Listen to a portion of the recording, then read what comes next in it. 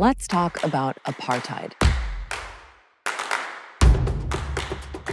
For a long time, the word was only associated with South Africa. But more and more people are using it to describe Israel's treatment of Palestinians. Let's talk about the A word. Amnesty International has accused Israel of being an apartheid state. We call it apartheid because it is apartheid under international law. Human Rights Watch has released a report that says Israeli authorities are committing crimes against humanity of apartheid. But the Israeli government completely rejects the label. So what does apartheid actually mean? What did it look like in South Africa? And why is the word being brought up in the context of Israel?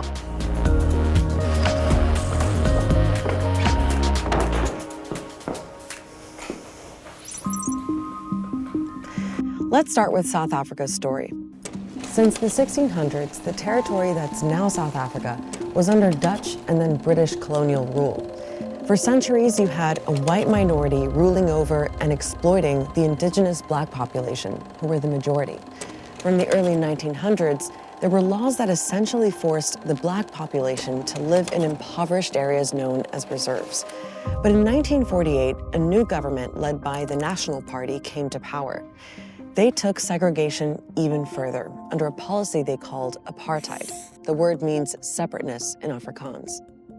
How they promoted apartheid to the South African population was that unless the white community was solid on every single aspect of segregation, there would eventually be a situation where they would be overwhelmed by the black majority. Over the following decades, under the apartheid policy, the National Party introduced a bunch of laws. They covered every aspect of life, but were all essentially aimed at the same thing, keeping the white minority in power and the black population subjugated. One of the main laws classified people into 4 racial groups. Native, that was the term for black people. Colored, for those of mixed race. Asian, that was applied to people of Indian heritage, or white. The Population Registration Act was central to the legislation because that would allow you to have a clear legal definition of who belonged to what race, and therefore you could begin to say who should be schooled where, who should live where, who can marry whom. And rules about who could live where were a big part of how apartheid operated. Black South Africans were forced to live in rural areas called Bantustans, or homelands. These made up 13% of the total land, even though Black South Africans were at least 75% of the population. There were other laws too. Black South Africans had to carry a special pass if they wanted to travel outside of the Bantus, to go to work, for example, and were fined or arrested if they didn't have the right paperwork. Public amenities were also segregated. Non-whites were banned from certain parks, beaches, and transport. The education systems were different too. You had your Bantu education, and basically this would be a form of education where they teach you how to do gardening, how to do cooking. They weren't allowed to, say, study maths and science. There's a very rich literature on the Black South African experience under apartheid, and the overwhelming central aspect of that is the experience of being made a stranger or an alien in the land of your birth by an immigrant settler community. Apartheid finally ended in 1994, but it took decades. There was opposition from the start, with mass protests and civil disobedience campaigns led by Black activists and the African National Congress, or ANC. That's the party of Nelson Mandela, which has dominated South African politics in the post-apartheid era. As the resistance movement grew through the 60s and 70s, the South African government responded with violence. You had young people coming together, standing in union against what was happening and so on. And during that time, you had people just murdered, being shot at, and so on. Over time, the anti-apartheid movement also gained support internationally. There were student protests in lots of countries. South African sports teams came under pressure when they played abroad. Since feelings about recent tragedies in South Africa are naturally running very strong just now. The country was banned from major sporting events, including the Olympics. It was all part of a bigger campaign to isolate South Africa politically and economically. There was a UN arms embargo, boycotts, and sanctions. By the late 80s, major Western governments like the US and UK had joined in too. And those are just some examples among a whole web of internal and external factors that eventually pushed South Africa's government to change course. Whilst none of them, in and of themselves, were able to overthrow the government, they were able to create a situation of endemic crisis which the apartheid government realized it could not get out of. At some point, it became too costly to continue this racial segregation, and that and other factors then contribute towards this move towards democracy. That happened in the 1990s, and this was a huge moment. When Nelson Mandela was released from prison. He was one of the main anti-apartheid leaders and had been locked up for 27 years for his opposition to the government. When South Africa's first free elections were held in 1994, he became president. Another huge moment. The people of South Africa have spoken in this election. They want change, and change is what they will get.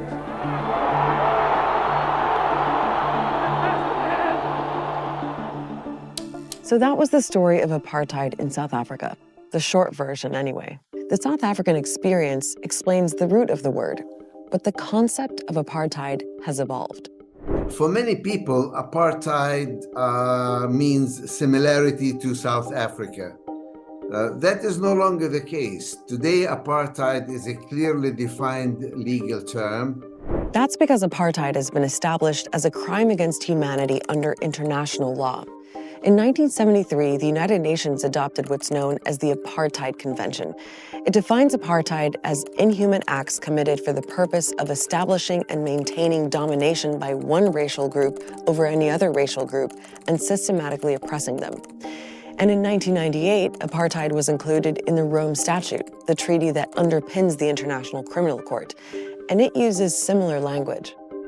Is there a system of domination by one group over others?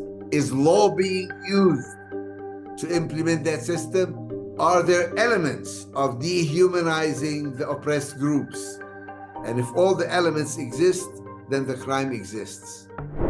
And in recent years, that conclusion that the crime of apartheid exists is one that many human rights organizations have come to in relation to Israel's treatment of Palestinians. They include Palestinian groups, Israeli groups, and two big international ones, Human Rights Watch and Amnesty International, who've both published investigations that are hundreds of pages long. The core accusation is that the Israeli government maintains a system of oppression and domination that prioritizes Israeli Jews over Palestinians. Now, all of them have reached their conclusion in slightly different ways, and they differ over exactly where they think apartheid is happening. Let's look at the map. You've got Israel here, and then the Palestinian territories, which are under Israeli military occupation, meaning Israel has ultimate authority over this whole area. Now, some groups, including Amnesty, argue that apartheid is happening in Israel itself as well as the occupied territories. We'll get back to that. Other groups, like Human Rights Watch, say the term apartheid only applies in the occupied territories. Here are some of the things they point to. There are 700,000 Israeli settlers living in the West Bank and East Jerusalem, and the Israeli government has granted them a superior status under the law as compared to Palestinians living in the same territory. That's how Human Rights Watch puts it. It's things like separate justice systems. Settlers are subject to Israeli civil law. Palestinians are typically subject to Israeli military law. The Israeli military writes the regulations and the rules which determine how and where you build, how and where you travel, how and where you conduct your normal business, your economy, how much water you are allowed. It's two different worlds. The Arabs live under military occupation, while the Israelis are enjoying the Palestinian land which they live on, but at the same time, they enjoying all the privileges that you can get by being an Israeli citizen. Palestinians can't move around in the way Israelis can. In the West Bank, they have to pass through military checkpoints, they often need special permits, and are banned from using certain roads. We have a Palestinian dedicated app that shows the route that Palestinians can take when they want to go from one place to another. They also can't travel freely between the West Bank and Gaza. Even before the recent war, Israel had a total blockade on the Gaza Strip.